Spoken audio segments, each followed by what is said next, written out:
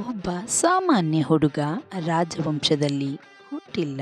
ಆದರೆ ಒಂದು ದಿನ ಅವನು ಭಾರತದ ಅತಿದೊಡ್ಡ ಸಾಮ್ರಾಜ್ಯವನ್ನ ನಿರ್ಮಿಸಿದರು. ಇದು ಭಾರತದ ಮೊದಲ ಮಹಾ ಸಾಮ್ರಾಟ ಚಂದ್ರಗುಪ್ತ ಮೌರ್ಯರ ಪ್ರೇರಣಾದಾಯಕ ಕಥೆ. ಚಂದ್ರಗುಪ್ತ ಮೌರ್ಯರು ಕ್ರಿಸ್ತಪೂರ್ವ 340 ಸುಮಾರಿಗೆ ಜನಿಸಿದರು ಎಂದು ಇತಿಹಾಸ ಹೇಳುತ್ತದೆ. ಅವರು ಶಕ್ತಿಶಾಲಿ ರಾಜವಂಶದಲ್ಲಿ ಹುಟ್ಟಿರಲಿಲ್ಲ ಎಂದು ಕೆಲವು ಗ್ರಂಥಗಳು ಸೂಚಿಸುತ್ತವೆ. ಆ ಸಮಯದಲ್ಲಿ ಮಗಧ ಸಾಮ್ರಾಜ್ಯವನ್ನು ನಂದವಂಶದ ರಾಜರು ಆಡಳಿತ ಮಾಡುತ್ತಿದ್ದರು. ಅವರು ಬಹಳ ಶ್ರೀಮಂತರಾಗಿದ್ದರು, ಆದರೂ ಜನಪ್ರಿಯರಾಗಿರಲಿಲ್ಲ. ಈ ಸಮಯದಲ್ಲಿ ಚಂದ್ರಗುಪ್ತರು ಒಬ್ಬ ಮಹಾನ್ ಗುರು ಮತ್ತು ತಂತ್ರಜ್ಞರನ್ನ ಭೇಟಿಯಾಗ್ತಾರೆ. ಅವರೇ ಚಾಣಕ್ಯ. ಚಾಣಕ್ಯರು ಚಂದ್ರಗುಪ್ತರಲ್ಲಿ ಮಹಾನ್ ನಾಯಕತ್ವದ ಗುಣಗಳನ್ನು ಕಂಡರು. ಅವರಿಗೆ ಯುದ್ಧ ಕಲೆ, ರಾಜಕೀಯ ಮತ್ತು ಆಡಳಿತದ ತರಬೇತಿಗಳನ್ನು ನೀಡಿದರು. ಇದಾದ ನಂತರ ಚಾಣಕ್ಯರ ಮಾರ್ಗದರ್ಶನದಲ್ಲಿ ಚಂದ್ರಗುಪ್ತರು ಶಕ್ತಿಶಾಲಿ ಸೇನೆಯನ್ನು ನಿರ್ಮಿಸಿದರು. ಕ್ರಿಸ್ತಪೂರ್ವ 321ರಲ್ಲಿ ಅವರು ನಂದರಾಜನನ್ನು ಸೋಲಿಸುತ್ತಾರೆ. ಇದರಿಂದ ಮೌರ್ಯ ಸಾಮ್ರಾಜ್ಯ ಆರಂಭವಾಯಿತು. ಪಾಟಲಿಪುತ್ರ, ಇಂದಿನ ಪಾಟ್ನಾ, ಅವರ ರಾಜಧಾನಿಯಾಯಿತು.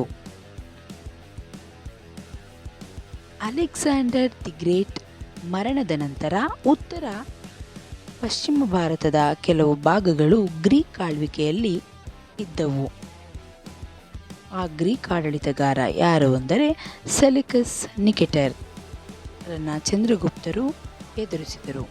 ಆದರೆ ಚಂದ್ರಗುಪ್ತರು ಅವರನ್ನು ಸೋಲಿಸಿದರು. ನಂತರ ಇಬ್ಬರು ಶಾಂತಿ ಒಪ್ಪಂದವನ್ನು ಮಾಡಿಕೊಂಡರು.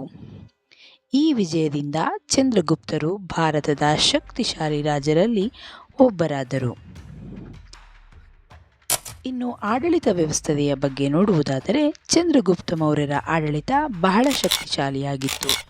ಚಾಣಕ್ಯರ ಅರ್ಥಶಾಸ್ತ್ರದ ಆಧಾರದ ಮೇಲೆ ಅವರು ಆಡಳಿತವನ್ನು ನಡೆಸ್ತಾರೆ.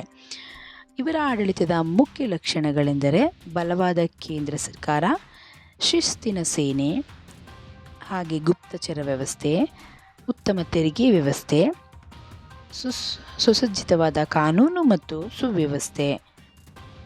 ಇವರು ರಾಜ್ಯವನ್ನು ಪ್ರಾಂತ್ಯಗಳನ್ನಾಗಿ ವಿಭಜಿಸಿ ಗವರ್ನರ್ಗಳನ್ನು ನೇಮಿಸಿದರು. ಚಂದ್ರಗುಪ್ತ ಮೌರ್ಯರು ತಮ್ಮ ಕೊನೆಯ ವರ್ಷಗಳಲ್ಲಿ ತಮ್ಮ ಮಗ ಬಿಂದುಸಾರರಿಗೆ ತಮ್ಮ ಆಡಳಿತದ ಅಧಿಕಾರವನ್ನು ಹಸ್ತಾಂತರಿಸುತ್ತಾರೆ.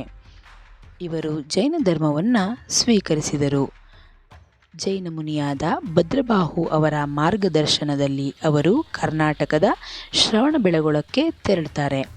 ಅಲ್ಲಿ ಅವರು ಧಾರ್ಮಿಕ ಉಪವಾಸದ ಮೂಲಕ ತಮ್ಮ ಜೀವನವನ್ನು ಮುಗಿಸಿದ್ರು ಅನ್ನೋ ಒಂದು ಜೈನ ಪರಂಪರೆ ಹೇಳುತ್ತದೆ. ಚಂದ್ರಗುಪ್ತ ಮೌರ್ಯರು ಭಾರತದ ಮೊದಲ ಮಹಾ ಸಾಮ್ರಾಜ್ಯವನ್ನು ನಿರ್ಮಿಸಿದರು. ಅವರ ಮೊಮ್ಮಗ ಅಶೋಕನು ನಂತರ ವಿಶ್ವಪ್ರಸಿದ್ಧ ಚಕ್ರವರ್ತಿಯಾದರು. ಚಂದ್ರಗುಪ್ತರಿಂದ ನಾವು ಏನನ್ನು ಕಲಿಯಬಹುದು ಎಂದರೆ, ಅದು ನಮ್ಮ ಜನ್ಮವಲ್ಲ, ನಮ್ಮ ಸಾಮರ್ಥ್ಯವೇ ನಾಯಕತ್ವದ ಆಧಾರ. ಬುದ್ಧಿವಂತಿಕೆ ಮತ್ತು ತಂತ್ರದಿಂದ ಶತ್ರುಗಳನ್ನು ಸೋಲಿಸಬಹುದು. ಉತ್ತಮ ಆಡಳಿತ ದೇಶವನ್ನು ಬಲಪಡಿಸುತ್ತದೆ.